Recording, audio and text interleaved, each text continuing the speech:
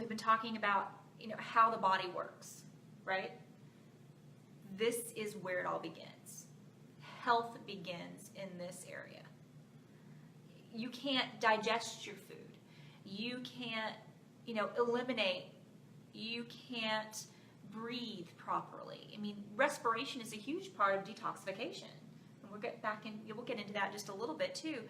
But if you aren't able to do any of those things, if this area right here isn't addressed, everything that we are talking about right now is a moot point. Everything.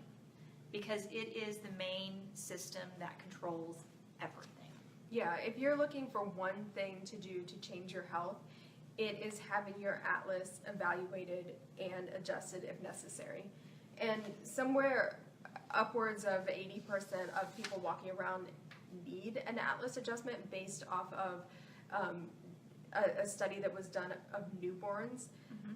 Over 80% had an atlas subluxation or stress in that one critical region that they're carrying around from birth. Yeah. And then you add all of the falls of childhood, my guess would be somewhere much higher, around probably 95, 97% of people. Yeah, was it 12 to 1,500 times that they fall just learning to walk? I mean, that was you, that was me, and regardless of birth too, right? With that study? Yeah, that study, it was C-sections, home births, all kinds of deliveries. So it didn't really matter if the birth was tough, like a C-section, or easier, like a water birth. 80% of the babies required some intervention at Atlas C1. And I am happy for those babies because most people don't think to get their newborns checked for something like that. And if you think about the body developing over all of those milestones and your main breaker switch is turned off, it's amazing that kids are even as healthy as they are. But think about how much more powerful and strong that they can grow when they have something, they have their power turned on. They have that main breaker switch working for them instead of against them. Yeah, we always say, as a twig is bent, so grows the tree. So just think about that. Look at your kids. Look at your kids and see what their posture looks like. I mean, as you know, kids these days are doing this. Heard a texting neck? All those. So that's affected. I mean, the skull sits right on top of the atlas. One of the things that I find very unique in chiropractic, and especially with the upper cervical work that we do here, because it is so specific, it's a specific word called dyskinesis. I know it sounds like a big lofty word, but Dorland's Medical Dictionary defines it as this, and we can even break this down. It's the definition of dyskinesis is a reversible, that's important, physiopathologic, so that means it affects your body and there's some pathology that's involved with it. So pathology is just a disease process. And it's a physiopathologic state consisting of unnoticed, remember only 10% of your nerve fibers in your body allocate to pain or some conscious knowledge something is going on, so this is unnoticed, misdirected neurophysiologic, so the nervous system, reactions to various agents.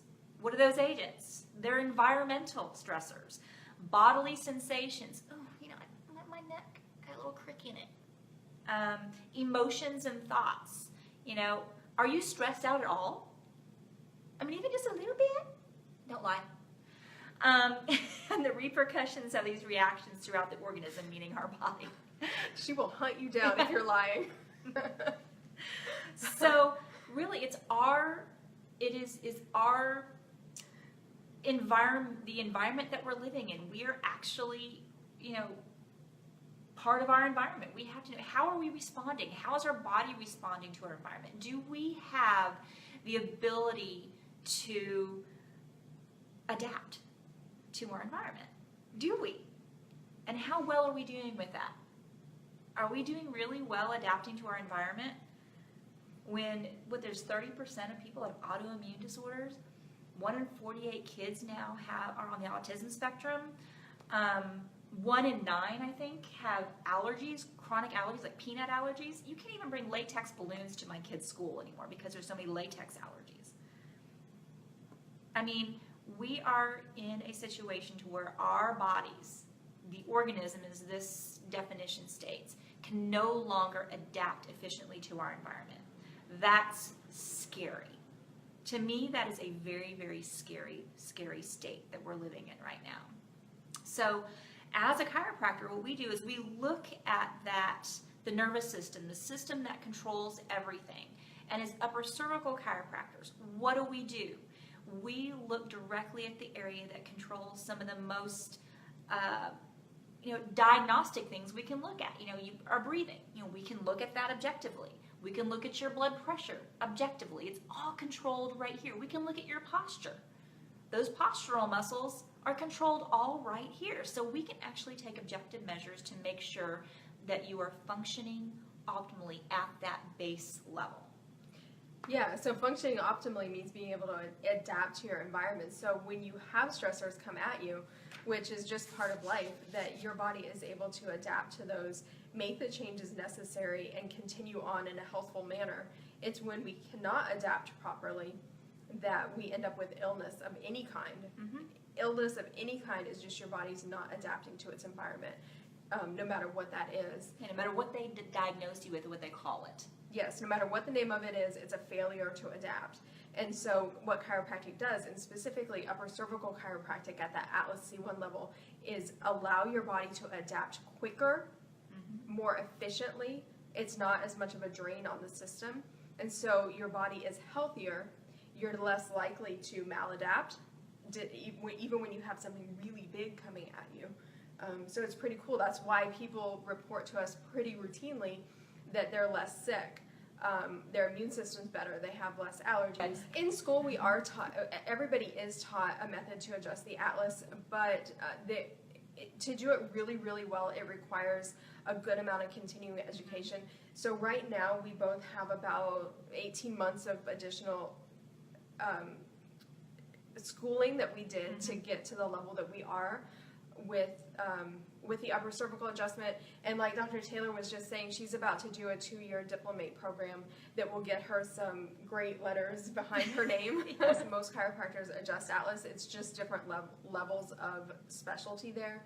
And to do it really well, it does require schooling outside of school, which not everybody really wants to do that. So not to mention the special equipment, the specific films, how we analyze the films, the adjusting instruments. Sometimes it's done by hand, sometimes it's done by instrument. There's many different techniques under the upper cervical specific umbrella. Yeah. We all have different ways of doing it, but we're all in it to get the results. Yes.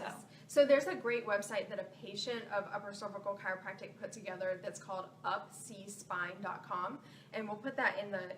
Oh, Emily already put it in the comments. Thanks, go Emily. UpC Spine. And that has all the different specialties for adjusting Atlas. So we use a specific technique called Grostic, but there are other great ones out there called Nuka or Blair or Atlas orthogonal. Just about a dozen or so. And they're all really, really great. All of those doctors have really specific trainings. It's just slightly different the way that the technique works. Just like when Dr. Taylor or I adjust you, we do the same thing, but our technique is slightly different. So the way it's taught is a little bit different. So you can go and find an upper cervical doc on that website, and you're going to know that they're a real upper cervical doctor because their website is going to talk about Atlas C1. They're going to take before and after x-ray films. That's how you know that you got a correction, is by looking at it. So those are some of the things that you'll look for in an upper cervical doc. Yeah.